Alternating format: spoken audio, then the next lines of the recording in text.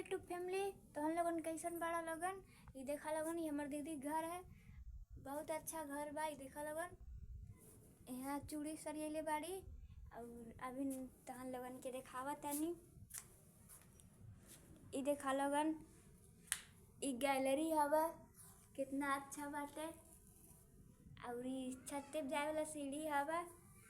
तहनी लोगन के कैसन लागल कमेंट करके बताओ लोगन। इतना मेहनत से हम वीडियो बनाते नहीं, हमारा वीडियो लाइव कर दे लोगन। बहुत लोगन हमके देख के जरे ना, हमू के लाइव कर दे लोगन, हमू के सपोर्ट कर दे लोगन। हमू तो तोहार लोगन के छोटहन बहिन बनी ना, हमू के सपोर्ट कर दे लोगन। इतना मेहनत से वीडियो बनाए नहीं तो लोगन के पसंद ना देला। हम सुंदर नहीं बनी, हमारा वीडियो के तो लोगन देख के भगा देला लोगन, लाइव ना करेला लोगन।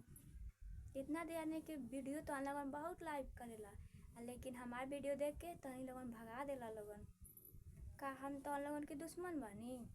हमारे वीडियो के लाइव कर दे लोगन। दीदी लोगन, भैया लोगन, हमारा वीडियो देख के तो लोगन ऐसे भगार मत कर लोगन। बहुत जाने के ताना सुन के तब वीडियो बनाए के पड़ेला। तो लोगन बनैता लोगन तब पता चलत। बहुत लोगन हमके देख के जरे ना, घर आई के मनई देख के जरे ना। काहे कि कहे ना लोगन, केहू कहला नचनिया है, केहू कहला सफल ना होई हमार वीडियो बनावल। और केहू कुछ भी कहेला, लेकिन हम वीडियो बनावल तो नहीं ना छोड़ दे। तहाँ लोगन प्यार दुलार देता लोगन इतना, और बढ़ा देता लोगन है तो बहुत बढ़िया रहत। ये जे बोलता ना, उनका बोलिए बंद हो जात। काहे कि तहन भैया लोगन हमार वीडियो देखे लोगन बहुत अच्छा लगेला लोगन। तहन लोगन जे हमार वीडियो देखेला वो अच्छा लगेला, आ जे नहीं देखेला वो अच्छा लगेला।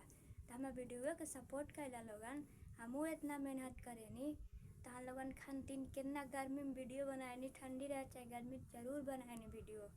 तो तहाँ लोगन खाली देख देख के भगाए के जाने लोगन, लाइव करे के नहीं जाने लोगन। ये देखा लोगन भैया लोगन, दीदी लोगन, ये देखा लोगन बाहर के नज़ारा। ये देखा लोगन, ये हमार दीदी गाँव बा। कितना 3 रोड गई बा, एगो हेन्ने जेके केन्ने जाए के बा चल जाइहा लोगन। और ये हमार दीदी के घर बा। और